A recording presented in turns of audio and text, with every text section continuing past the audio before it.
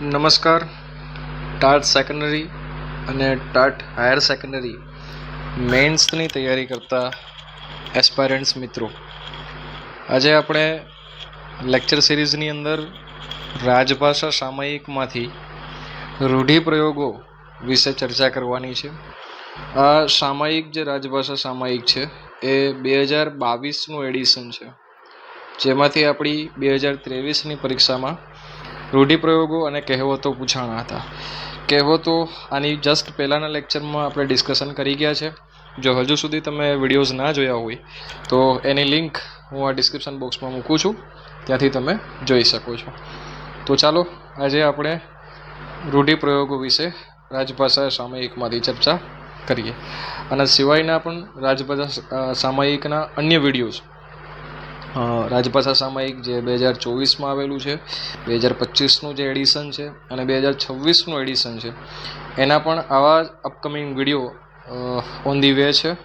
તો એને પણ જોવાનું ચૂકતા નહીં. એ માટે બેલ આઇકોન પ્રેસ કરો અને ચેનલને સબસ્ક્રાઈબ કરી લો. તો ચાલો આપણે આજે શરૂ કરીએ. રૂઢિપ્રયોગો છે. અકડા અકડીનો વખત, એનો મતલબ એવો થાય કે કટોકટીનો વખત. અક્કડ ને અક્કડ રહેવું, એના બે મતલબ થાય છે: રોફમાં ને ટાપ ટીપમાં રહેવું અથવા તો મગરૂબીમાં રહેવું.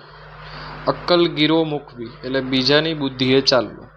અક્કલ ગુમ થઈ જવી એટલે બુદ્ધિ ખોઈ બેસવી. અક્કલ ચરવા જવી એટલે કે ભાન ભૂલવું.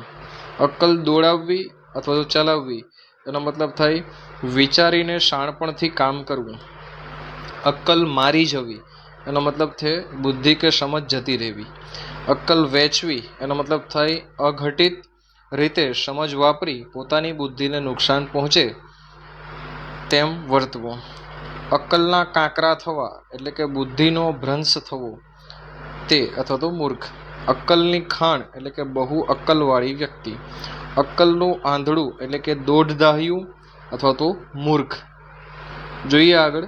અક્કલનો ઓથમીર એટલે કે અણસમજુ અથવા બેવકૂફ. અક્કલનો દુશ્મન એટલે કે મૂર્ખ, અણસમજુ, બેવકૂફ. અક્કલનો બારદાન તો સેમ અણસમજુ, મૂર્ખ અથવા તો બેવકૂફ. અક્ષરવાસી થવું એટલે આપણને ખ્યાલ છે કે મરણ પામી જાય, બ્રહ્મગતિ મેળવે કોઈ, તેની પાછળ આપણે મૃત્યુ પામે ત્યારે આપણે લખીએ છીએ અક્ષરવાસી. અખત્યાર લઈ લેવું એટલે કે સત્તા લઈ લેવી. અખરાઈ જવું એટલે ખાટું થઈ જવું, બગડી જવું, ખરાબ થઈ જવું. અખાડા કરવા એટલે કે બેદરકારી બતાવવી. અગત્યના વાયદા, મતલબ થાય જૂઠું વચન અથવા તો ખોટો વાયદો, લાંબા અને નહીં પાડવાના ખોટા વાયદા. 11 ગણવા એટલે કે નાસી જવું. અગ્નિ ઉઠવો ના બે મતલબ થાય બળતરા થવી, રેસ ચડવી. અઘોર રહેવું પડવું, એનો મતલબ થાય મરણ પહેલાંની હોય એવી બેભાન સ્થિતિમાં પડવું, આવી પડવું. અછો અછો વાના કરવા એટલે કે આદર સત્કાર કરવો, લાડ કરવા અને ખૂબ રાજી થવું. અજમો આપવો, એનો મતલબ થાય કે લાંચ આપવી અથવા તો ચૂકાતું હોય કે વાંધો હોય તે દૂર કરવા લાંચ આપવી. અજવાળામાં આવવું એટલે કે જાહેર થવું, બહાર પડવું. અજવાળામાં મૂકવું એટલે કે ઉઘાડું કરવું, પ્રસિદ્ધ કરવું અથવા તો જાહેર કરવું. આગળ વધતા જઈએ. અંજવાળું જોવું મતલબ થાય જન્મ થવો, બહાર આવવું અથવા જાહેરમાં પડવું તે. અટકળ 5.5 એટલે કે માત્ર ગપ, અડસઠે ઠોકવું તે, માફ કરજો. અટકી રહેવું એટલે કે અમુક વગર ન ચાલવું. અઠે દ્વારકા એટલે લાંબા વખત સુધી ધામા નાખવા. અડદ છાંટવા એટલે કે જાદુઈ મંત્રથી બાંધી લેવું, મંતરવું અથવા તો તાબે કરવું, આજ્ઞામાં રહે એવું બનાવવું. અડદાળો કાઢવો એટલે કે શક્તિ ઉપરાંત કામ કરાવીને છેક જ થકાવી દેવું, મરણ તોલ મારવો. પછી છે અડધું થઈ જવું, એના બે મતલબ થાય અંગ સુકાઈ જવું અથવા અધમુવું થઈ જવું. પછી છે અડધો રોટલો, એનો મતલબ થાય ખાધા પૂરતું, ખાવાને જોઈએ તેટલું અથવા તો પેટ પૂરતું. પછી આવે છે અડધો પાયો, એનો મતલબ થાય કમઅકલ અથવા ઢંગધડા વગરનો. 68 તીર્થ કરવા, એટલે કે બધા યાત્રા જે છે, તીર્થો છે એની જાત્રા કરવી. અડંગો ઘાલવો, નાખવો અથવા લગાવવો, તો ધારેલું કામ નહીં થતા સુધી કોઈને બારણે બેસી રહેવું, ધામો નાખવો તે. માફ કરજો. અડિયલ ટટ્ટુ એનો મતલબ થાય હઠીલું. અડુક દડુક્યો એનો મતલબ થાય બંને પક્ષથી ન્યારો રહી પોતાની મરજી મુજબ પક્ષમાંના કોઈને મદદ કરનાર. પછી છે અડ્ડો જમાવવો, એનો મતલબ થાય એક જગ્યાએ બેસી રહી હક સ્થાપિત કરવો. પછી છે અઢારે વાંકા હોવા, એટલે કે ઢંગ ધડા વગરનો માણસ, દુર્ગુણોની ખાણ જેવો માણસ. પછી છે 18 વાંકા હોવા પછી અણવિંધ્યો કે વણનાથ્યો આખલો, નો મતલબ થાય બેફિકરો માણસ. પછી આવે છે અણસારે સમજવું, એટલે કે સંકેતથી જાણી જવું. અણીનો વખત, એટલે કે ખરી કટોકટી કે લાગનો વખત. અણી પર રાખવું, એટલે કે કનડવું અથવા હેરાન કરવું. અથાણું કરવું, એટલે કે નિરર્થક રાખી મૂકવું અથવા વ્યર્થ સંગ્રહ કરવો. પછી આવે છે અદક પાંસળી, એનો મતલબ થાય અટકચાળું, મૂર્ખ અથવા જેમ ફાવે તેમ અવિચારીપણે બોલ્યા કરનારો. પછી આવે છે અદા કરવું, એટલે કે અમલ કરવો, માફ કરજો. અધખોખરું કરવું, એટલે કે અડધું થઈ જાય એટલો માર મારવું. પછી છે અધ્ધર ચાલવું, એટલે કે દોડદ મામથી ચાલવું. આગળ વધતા જઈએ તો અધ્ધર રાખવું એના 3 મતલબ થાય છે. જંપીને બેસવા ન દેવું, ફૂલ પેઠે ઊંચકી રાખીને સાંભળવું, રકમ ચોપડે ન નાખવી. આગળ વધીએ અધ્ધર લટકવું, એના પણ 2 મતલબ છે. અધ્ધર આધાર વિનાના રહેવું અથવા તો ધંધા રોજગાર વિનાના રહેવું. બીજો મતલબ થાય બારીક સ્થિતિમાં આવી પડવું. આગળ વધીએ અન્ન અને દાંતને વેર થવા, એટલે કે માણસની ગરીબ સ્થિતિ હોવી. અન્ન જળ ઉઠવું અથવા તો ખૂટવું નો મતલબ 2 મતલબ છે એના. લેણા દેણી પૂરી થવી અથવા તો નસીબ રૂઠવું. પછી છે અન્ન જળ છોડવું, એટલે કે ઉપવાસ કરવો. અન્ન પાણી ઝેર થઈ જવા નો મતલબ થાય દુઃખમાં ખાવું પીવું આકરું લાગવું અથવા તો માણસની ગરીબ સ્થિતિ. આગળ જોઈએ અભરાઈ પર મૂકવું, એટલે કે કોરે મૂકવું, છુપાવવું. પછી છે અવસર ચૂકવો, એનો મતલબ થાય તકનો લાભ ન લેવો. આગળ જોઈએ અવસર તાકવો, એનો મતલબ થાય લાગ માટે રાહ જોવી. આગળ જોઈએ અવસરે મોતી ભરડવા, એટલે કે પ્રસંગે બરાબર ખર્ચ કરવું.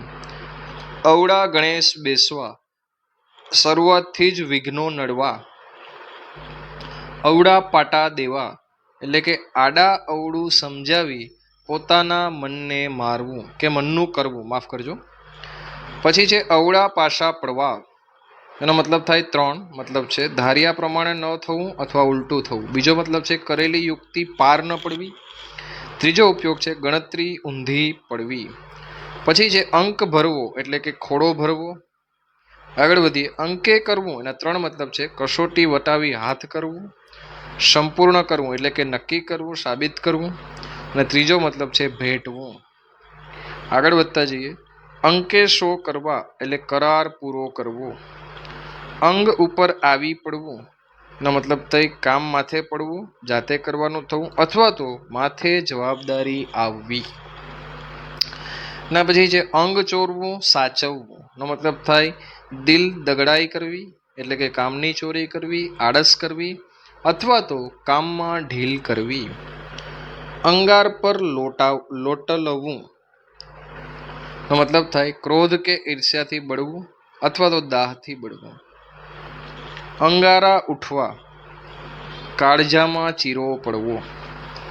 આ થોડું અગત્યનું છે. આગળ વધતા જઈએ અંગારા ઝરવા, એટલે કે ખૂબ ક્રોધથી આંખ અંગારા જેવી લાલચોળ થવી. આગળ વધીએ અંગારો પાકવો એટલે કે કુળને કલંક લાગે એવા કુપુત્ર સાબિત થવું. અંગૂઠે કમાડ ઠેલવું એટલે કે માલુમ ન પડે તેમ છુપી રીતે વર્તવું અથવા છાને રીતે કામ કરવું. અંગૂઠા કરી આપવા એટલે કે મદદ કરવી અથવા તો પોતાનું કામ બીજા પાસે કરાવવું, શેરવવું. અંગૂઠો દેખાડવો અથવા બતાવવો એનો મતલબ થાય ડીંગો બતાવવો, નાસીપાસ થયેલાને ચીડવવું. બીજો મતલબ કબૂલ ન કર્યાની નિશાની કરવી અથવા તો નાપસંદગી દેખાડવી. ત્રીજો મતલબ છે વિરોધ દર્શાવવો અને અંતિમ મતલબ છે હાંસી કરવી. આગળ વધીએ.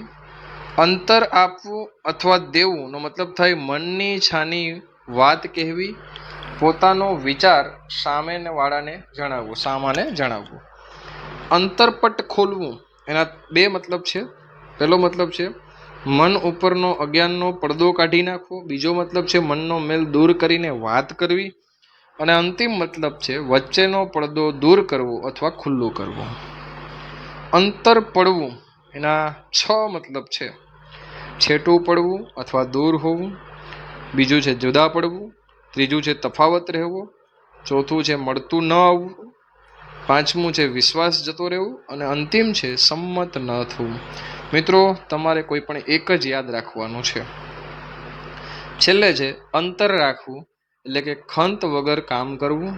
અને એનો બીજો મતલબ છે જુદાઈ માનવી અથવા તફાવત રાખવું. તો વિદ્યાર્થી મિત્રો અહીંયા આપણું જે આ સેશન છે એ આજનું સેશન પૂર્ણ થાય છે.